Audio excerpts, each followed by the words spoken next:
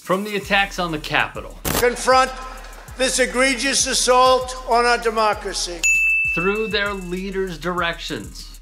In the New York City PBA, Mr. President, you earned the endorsement, and you've earned this endorsement. I'm proud to give it. To the police and their unions. We believe everyone should stand for the national anthem. The National Football League's commissioner. So we don't need to touch politics. We don't need to touch politicians. We need to be the respite, getting away from all of that. And the hierarchy of NFL ownership. You'll never take back our country with weakness.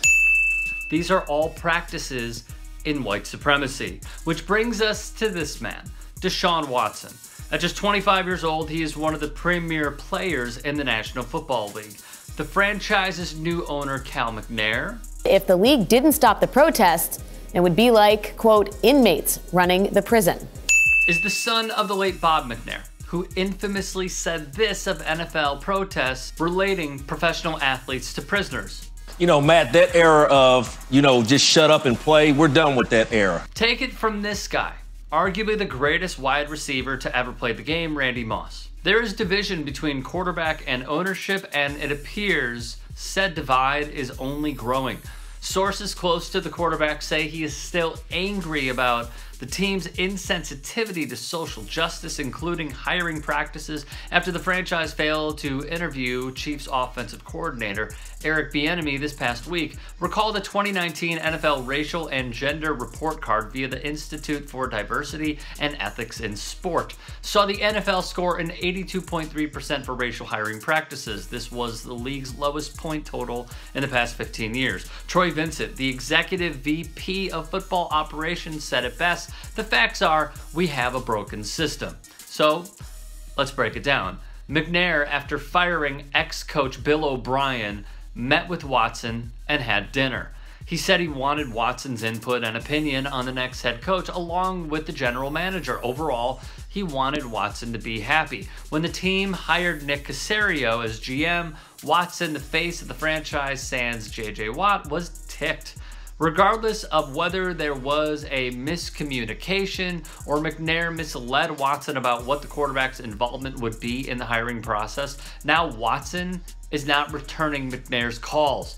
Watson saw primo players like DeAndre Hopkins, Watson's #1 target, and defensive end Jadeveon Clowney leave the team. Then Cal McNair continued employing Jack Easterby, a former team chaplain turned character coach in New England, and now Houston's executive VP of football operations. Easterby had made a habit of asking coworkers to take his hand and pray for wisdom when making workplace decisions. He often did so with people who reported to him. Some felt they had no choice but to oblige, even if this made them uncomfortable. McNair, though, strongly identifies with his Christian faith. So I think the respect factor for the Houston Texans of what they disrespected Deshaun Watson by not letting him inside the circle, because the reports were saying that he was supposed to be in to any of the input that's going on with the decision-making in-house. And he was not kept in the circle, kept in the loop. Watson even tweeted after the Caserio hiring, "I was on 2, then I took it to 10.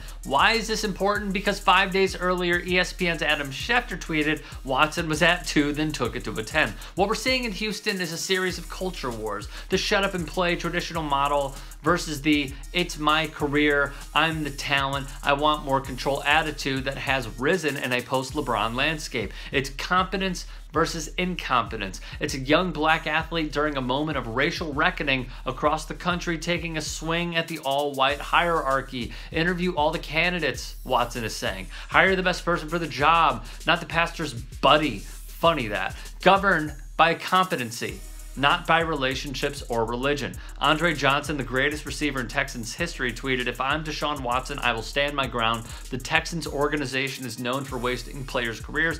Since Jack Easterby has walked into the building, nothing good has happened in/for the organization, and for some reason, can't seem to see what's going on. Pathetic." Former teammate Arian Foster wrote, "For him to get this out of pocket means there's gotta be some blank. Dre is the calmest cat on the planet." If you'd like to hear more thought-provoking content like TYT Sports on Facebook and to help in my journey to keep media independent, go to tyt.com/Rick.